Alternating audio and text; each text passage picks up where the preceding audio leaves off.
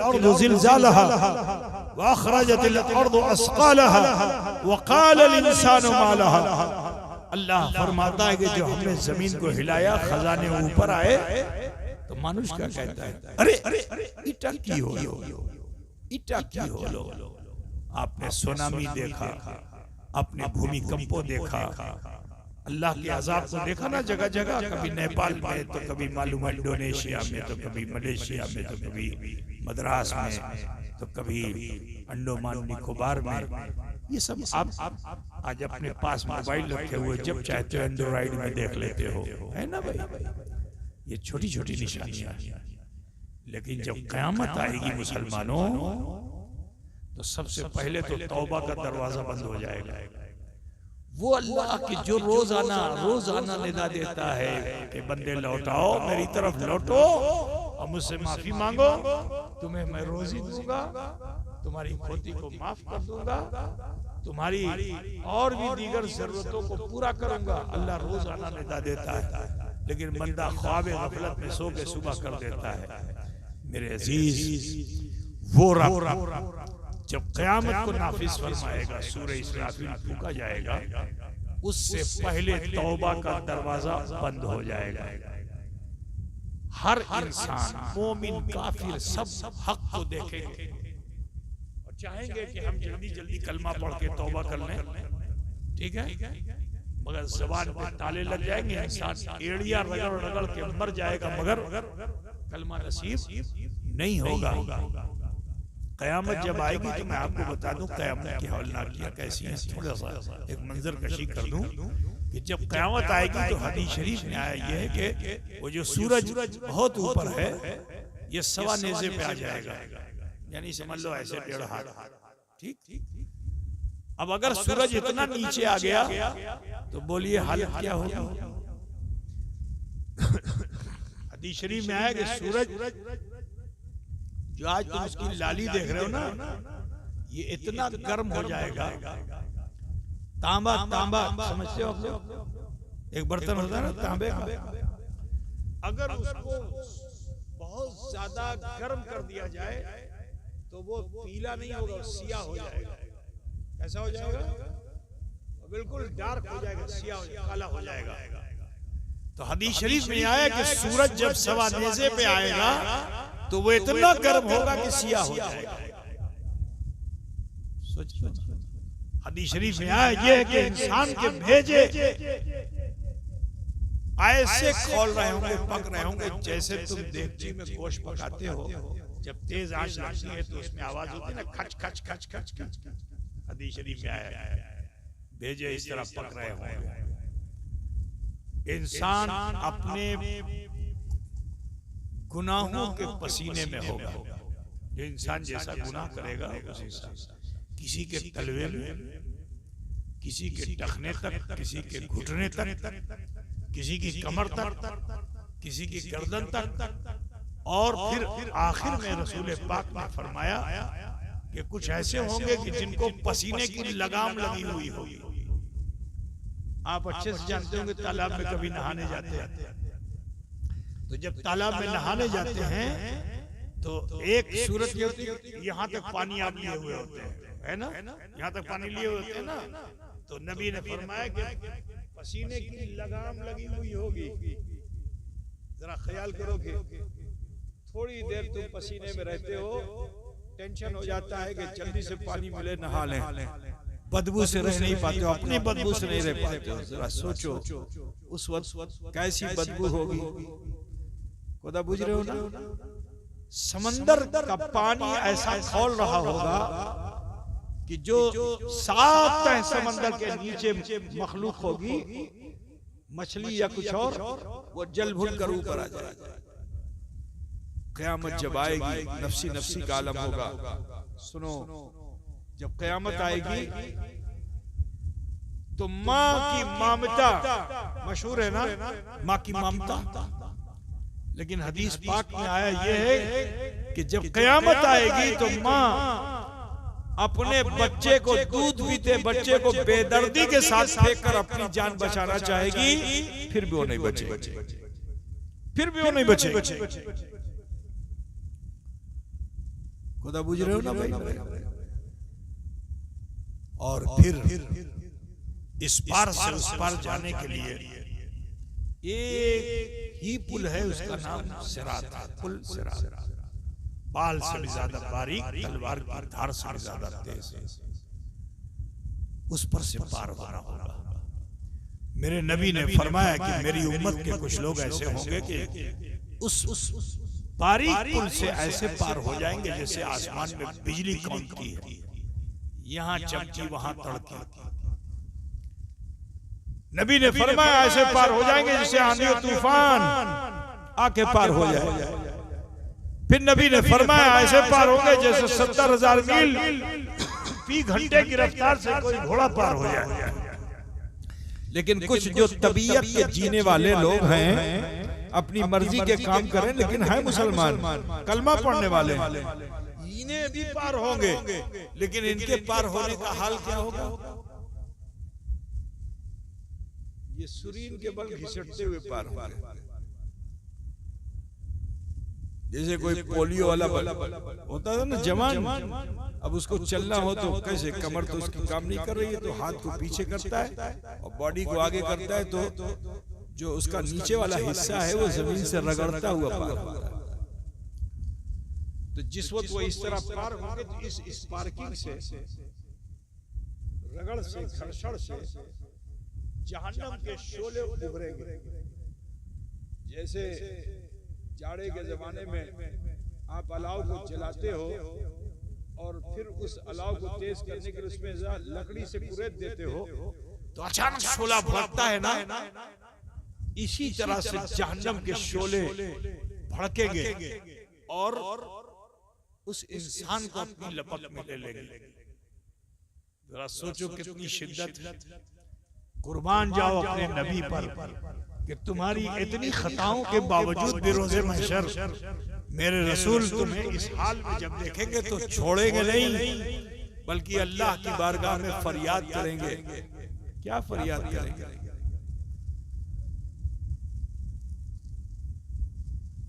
कि अल्लाह अल्लाह मेरी उम्मत को बख्श दे, और सजदे में चले जाएंगे। तो अल्लाह ताला अपने हबीब के इस हाल को देखेगा तो फरमाएगा, ऐ हबीब अपने सर को उठाइए, इरफा रासका, अपने सर को उठाइए, इशफा तो शफा, आप जिसकी शफात फरमा देंगे बख्श दिया जाएगा। तो जानते हो हुजूर सजदे से जब सर उठाएंगे तो एक फरिश्ता आएगा, फरिश्ता, और वो फरिश्ता रसूलुल्लाह की बारगाह में एक प्याला पेश करेगा, उसमें पानी होगा। फरिश्ता अर्ज करेगा, या रसूलुल्लाह इस प्याले के पानी का छींटा मारिए। मेरे नबी फरमाते हैं कि मैं एक मुट्ठी पानी लेकर जहन्नम की तरफ फेंक दूंगा, तो जब जहन्नम की तरफ फेंक दूंगा तो जहन्नम के शोले दब जाएंगे, जहन्नम का जो अग्नि शिखा है वो नीचे चली जाएगी। फिर मैं उस फरिश्ते से फरमाऊंगा कि फरिश्ते ये बताओ इस पानी में तासीर कैसी थी कि जहन्नम के शोले दब गए? तो वो फरिश्ता अर्ज करेगा, या रसूलल्लाह ये कोई और पानी नहीं है, ये आपकी उम्मत की आंखों से निकला हुआ पानी है, जो दुनिया में अपनी तबीयत को छोड़कर आपकी शरीयत को अख्तियार करने के लिए अल्लाह से माफी मांग रहे थे, भयभीत हो गए थे, अल्लाह से डर गए थे और अल्लाह से डरकर अपने गुनाहों खता की माफी मांग रहे थे। तो जिस वक्त माफी मांग रहे थे तो उनकी आंखों से आंसू बह रहा था। अल्लाह रहीम ने हमें हुक्म दिया था कि इनके आंसुओं को मिट्टी में मिलने मत देना, नूर के प्याले में जमा कर लेना। तो अल्लाह के रसूल क़यामत तक हम यही करते रहे, अल्लाह से डरने वाले बंदों के आंसुओं को नूर के प्याले में जमा करते रहे। आज वही प्याला लेकर आपकी बारगाह में हाजिर हैं। जरा सोचो ऐ मुसलमानों कि अगर क़यामत से पहले तुमने अपने रब को मना लिया तो रब तुमसे इतना राजी हो जाता है कि तुम्हें भी बख्श देता है और तुम्हारे किसी रिश्तेदार को तुम्हारे आंसुओं के जरिए बचा। नारे तकबीर, नाराए सालात, हुजूर अशरफुल औलिया का दामन, हुजूर ताजुल औलिया का दामन। ऐ नौजवानों देर मत करो, ऐ बूढ़ों बच्चों माओ बहनों सबसे कहना देर मत करो। मेरे नबी ने फरमा दिया तूबू क़ब्ल अन तमूतू, तौबा कर लो इससे पहले कि मौत आ जाए। अभी हमें तुम्हें मौत नहीं आई, अहद कर लो कि अब अपने मन का काम नहीं करेंगे। शरीयतेर मध्य जेटा हुकुम होबे सेटा आमी करब, जेटा निषेध सेटा आमी करब ना। ठीक है? अब तुम ये कहोगे कि आमी तो आलिम नहीं, केमतेन आमी जानबो, केमतेन आमी जानबो। आलिम लोग बोलबे तारपर आमी जानबो कि এটা जायज कि ना जायज। ऐसा कोई बोल सकता है कि नहीं बोल सकता? तो सुनो, कुरान में अल्लाह ताला ने फरमाया अल्लमल इंसान मा लम यअलम, हमने इंसान को दीन का हर वो इल्म अता फरमा दिया जिसे वो नहीं जानता। कदर बुझते छी, ये हमारी कमी है कि हम ये करें कि जाहिल।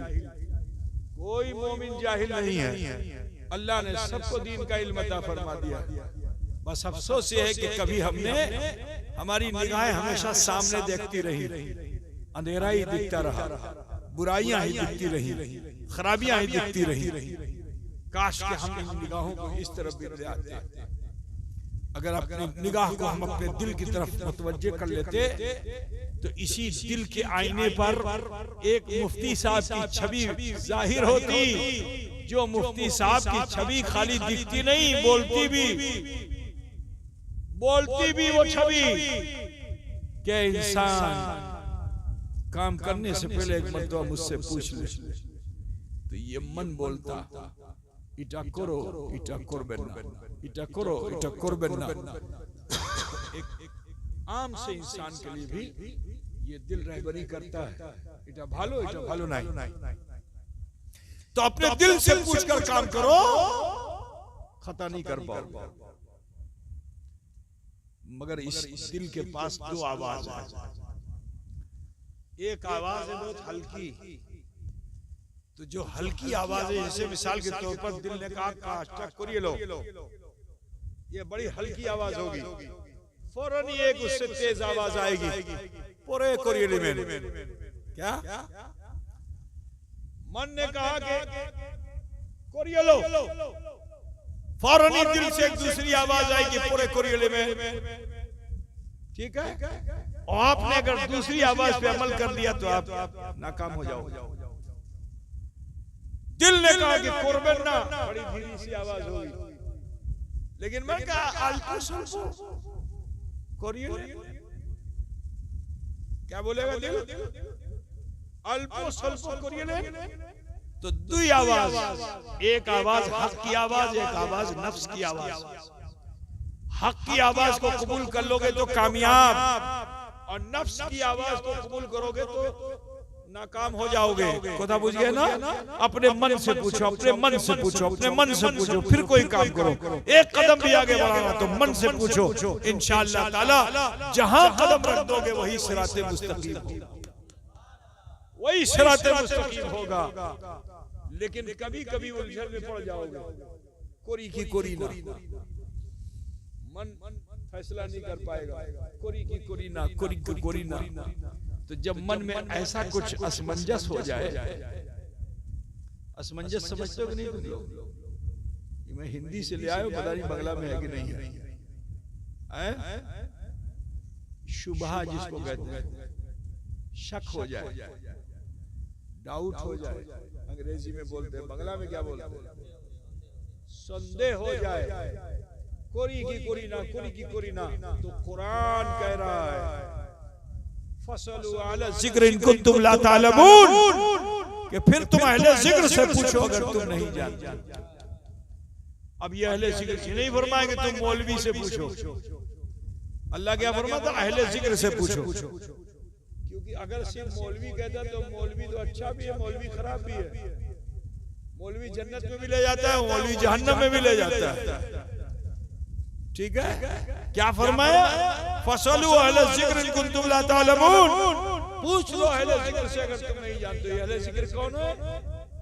ये गैर आलिम नहीं है, आलिम है लेकिन आलिम भी सुन्ना है।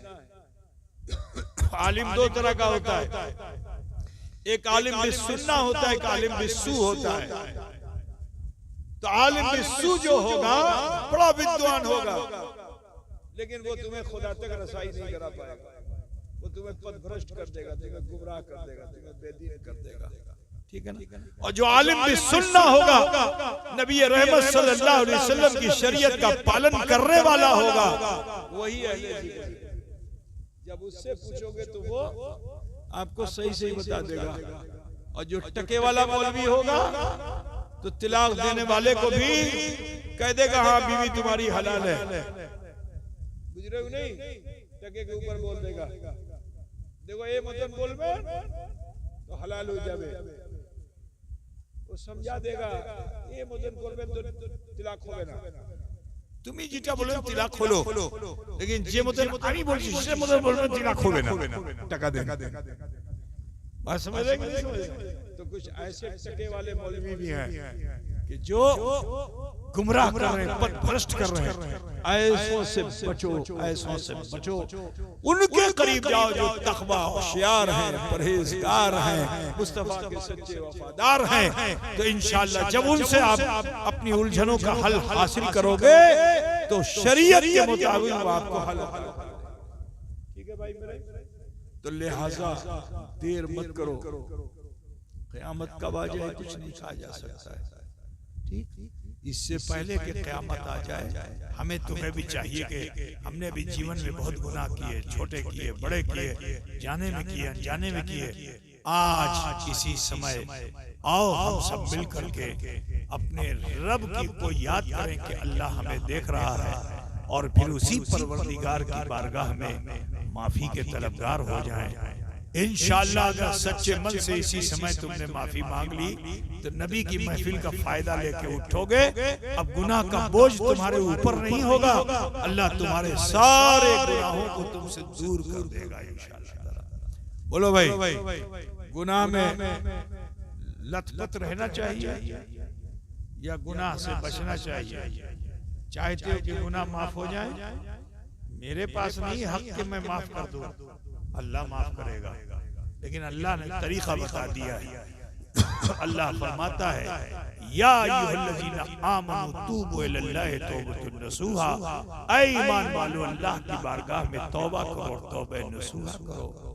ठीक, आओ हम सब मिलकर उसकी बारगाह में सच्चे मन से तौबा कर लें ताकि अल्लाह हमारे पीछे के सारे गुनाहों को माफ कर दें, और आहद करें कि आने वाले जीवन में अब हम बुरा काज नहीं करेंगे, शरीयतर मध्य आमी जीवन यापन करबो इंशाअल्लाह ताला। जैसे सूरज रोशनी के साथ चढ़ता है ऐसे ही अल्लाह तुम्हें इज्जत के साथ ऊपर उठा देगा। इसी जैसे सूरज सुबह में उगता है ना, और फिर रोशनी, फिर रोशनी, फिर रोशनी, और फिर एक वक्त आता है कि निस्फ़ नहार में पूरी तेज रोशनी होती है। अगर वो आबोताब तुम चाहते हो तो इसी समय तौबा करके अहद कर लो कि आने वाले जीवन में बुराई नहीं करेंगे, नमाज से गाफिल नहीं होंगे। यही नमाज तुमको पावर देगी, यही नमाज शक्ति देगी। इस नमाज से हटकर न खुदा मिलेगा, न वसाले सनम, न अल्लाह ही मिलेगा, न बुतखाना मिलेगा, कुछ न मिलेगा। तबाही और बर्बादी है। चाहते हो कि मारिफत हासिल हो, शरीयत के दामन को थाम करके अपने रब को ज्यादा से ज्यादा याद करो, अल्लाह तुम्हें भी याद फरमाता रहेगा। तो लिहाजा अपने हाथों को नाभि पे बांधिए, दो जानू बैठिए जैसे नमाज में बैठते हैं, नमाज़र मतन। अब मैं चले सीने पे हाथ मारना, नमाज़र मतन सवाए बसे जाओ। अल्पो समय के लिए सभी लोग अपनी अपनी चौक बंद कर लो और मन में झांक कर देखो, सोचो कि अल्लाह मुझे देख रहा है। फिर गौर करो अपने बचपन में, जवानी में, बुढ़ापे में। सवाल करो कि अमी की भूल को लमना। जैसे ही ये प्रश्न मन से करोगे तो मन बचपन का गुनाह, जवानी का गुनाह, बुढ़ापे का गुनाह तुम्हारे सामने ला के रख देगा। जब तुम महसूस कर लो कि ये गुनाह है, जुर्म है, अति शीघ्र अल्लाह की बारगाह में पेश करके मन ही मन तौबा कर लो, इंशाअल्लाह ताला पहाड़ के बोझा के बराबर भी अगर गुनाह होंगे अल्लाह उसे माफ फरमा देगा।